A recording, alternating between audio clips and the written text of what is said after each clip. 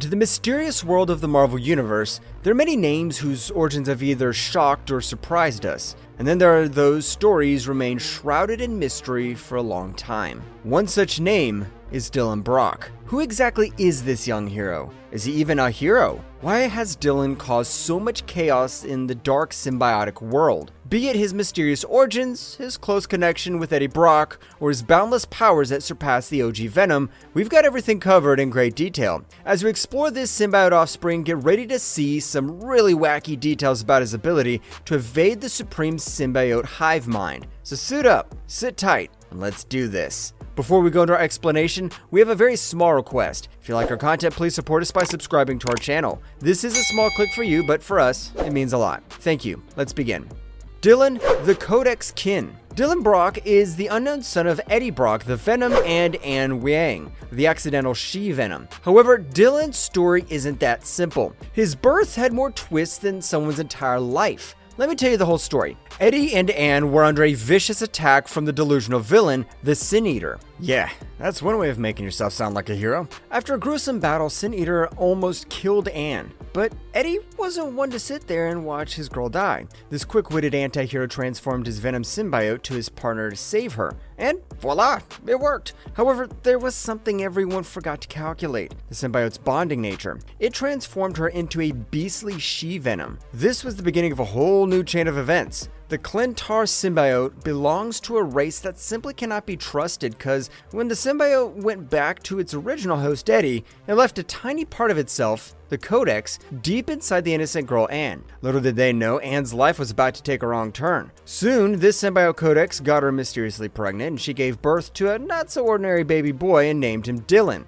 The symbiote codex had unified itself with the DNA of the fetus and took birth in a human form. This simply means that Dylan was a symbiote that looked like a human. Anne was disgusted with herself and everything she did as the monstrous she-Venom. She left Dylan with Eddie's father, Carl, and left them promising to return soon. However, not every promise can be fulfilled. That's what happened with Anna, as she couldn't bear her life anymore and committed suicide. Dylan was raised by Grandpa Carl as his own son. He made sure to love little Dylan more than his own son Eddie. However, Carl had anger issues and Dylan had to bear the brunt. The little boy had to face occasional physical abuse by his grandfather, sometimes even severe injury.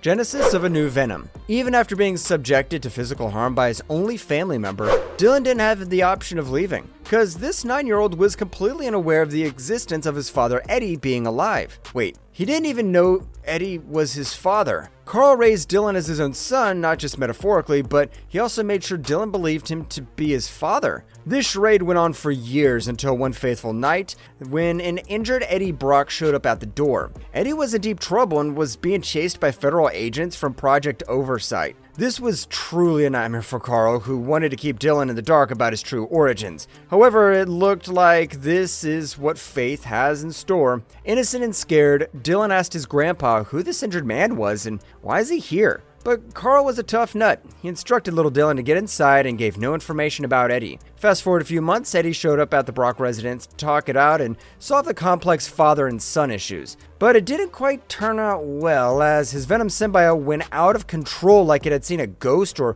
was being manipulated by an unknown force. Eddie had to dash out and leave once again. This visit was going to prove more fruitful than earlier. Dylan couldn't hold back his curiosity and tracked down Eddie back to his abode. As per Dylan's theory, Eddie was his half-brother and he needed his help. Dylan opened up to Eddie about his physical torture. The duo even decided to kill Carl, as that looked like a once-and-for-all solution. As soon as Eddie agreed to help Dylan, his symbiote went crazy and wanted to attack Dylan again. Eddie managed to stop the assault but couldn't keep it together and fell unconscious. Dylan accompanied Eddie to the hospital, where he had to face his grandfather's anger for not disobeying. Dylan tried running away but was caught. Carl and the kid argued about their opinions of Eddie, and this seemed like a breaking point for Carl as he prepared to hit the child, only to see that Dylan was saved by the symbiote, who wanted revenge on Carl Brock for his nasty actions. I don't think I need to tell you what happens next. Dylan Brock began his journey of being one of the most powerful symbiote hosts.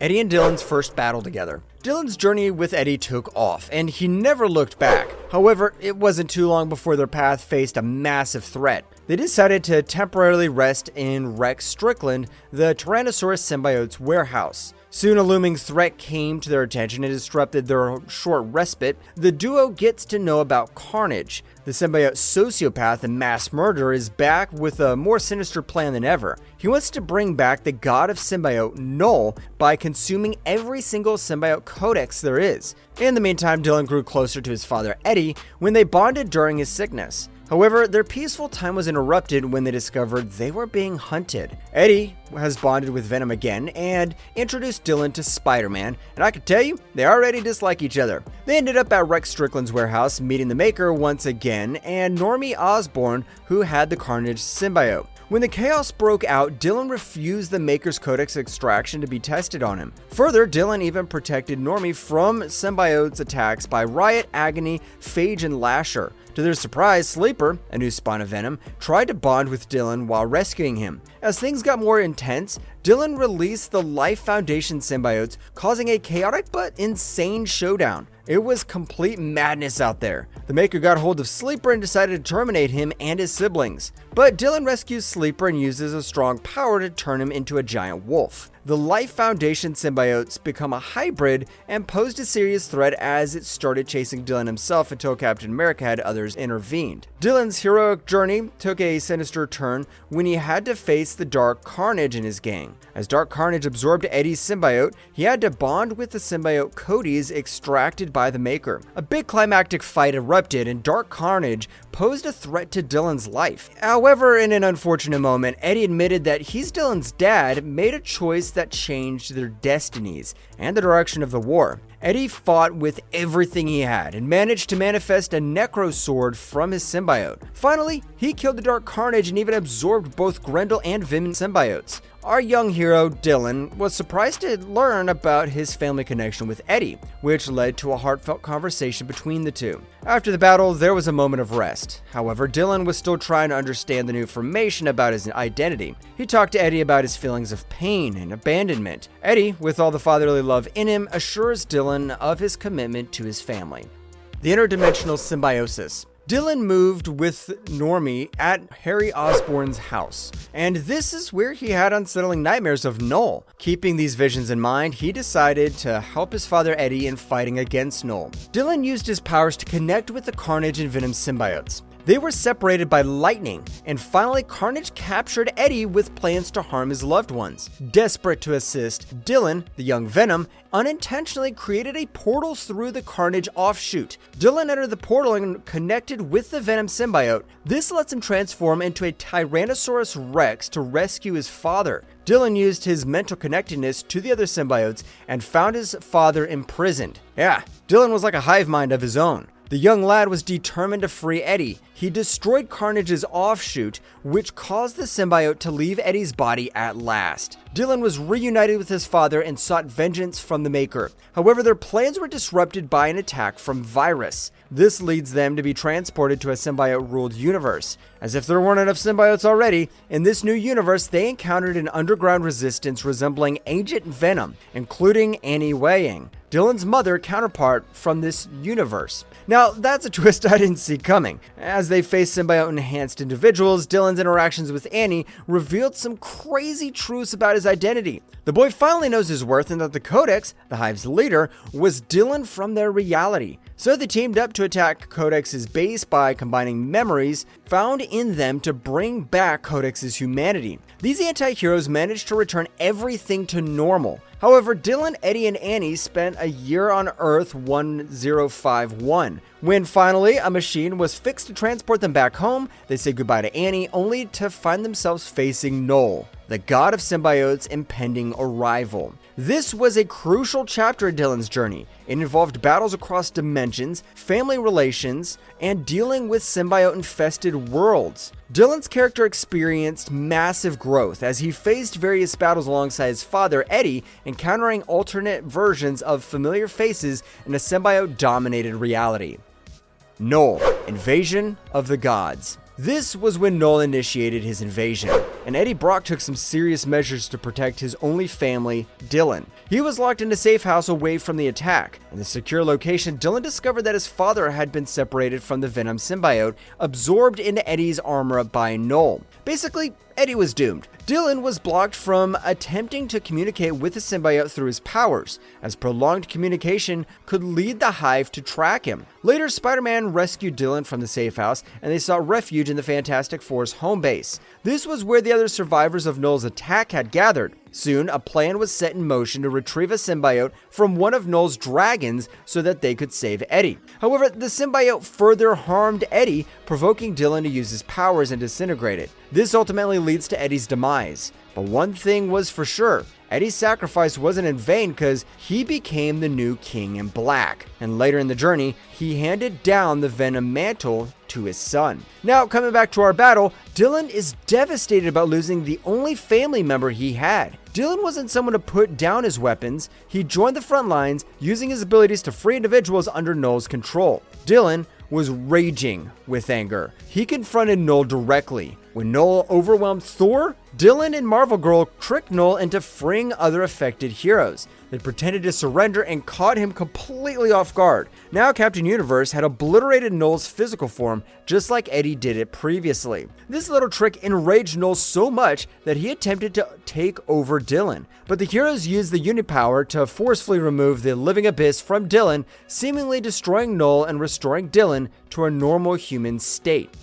Dylan's Odyssey. Dylan faced a chaotic journey when his father Eddie was frequently absent due to his role as the King in Black. Dylan felt abandoned once again in life. He experienced tragic events when an imposter, Eddie, led him to a fatal encounter. After the explosion that claimed Eddie's life, Dylan went berserk with the Venom symbiote that was handed to him by Daddy Brock, leading to a bloody confrontation with anyone he could find. Following Eddie's recorded instructions, Dylan, Sleeper, and Venom ventured into a conspiracy involving the evil organization, the Absent Throne. They crossed paths with Archer Lyle and uncovered the sinister organization manipulating corporations and politicians. However, they fell into a trap and Dylan and Sleeper were captured. There's still a lot to learn, I guess, as they faced experiments. Eddie, who is miraculously alive, because why not, controlled the horde of symbiotes to help them escape. The journey continued with battles, tragic losses, and surprising revelations. Dylan's powers evolved, allowing him to confront various challenges.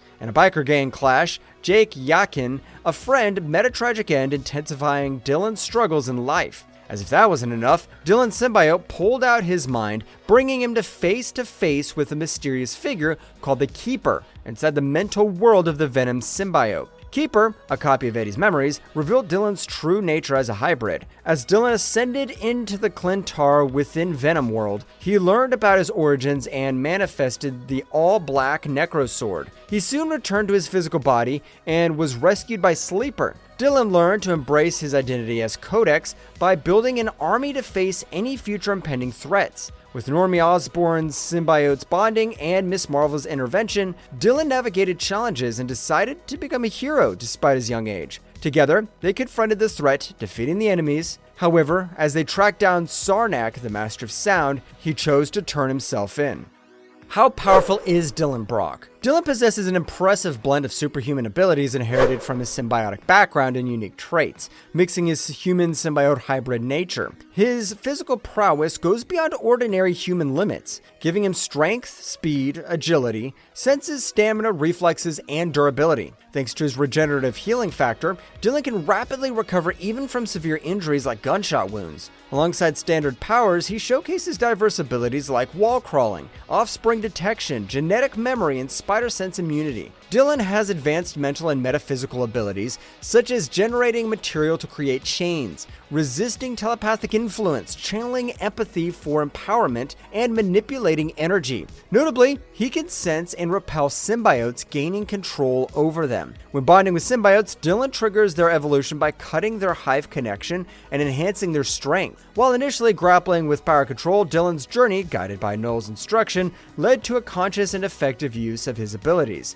Mr. Fantastic's analysis reveals Dylan's powers originate from the god of light opposing Knull, who is the god of dark. Following Knull's defeat by Eddie Brock, Dylan's powers were temporarily hidden from within the Venom symbiote, but he later reclaimed them. Dylan's unique blend of abilities make him the most powerful symbiote, playing a crucial role in Marvel's symbiotic dynamics and interdimensional battles.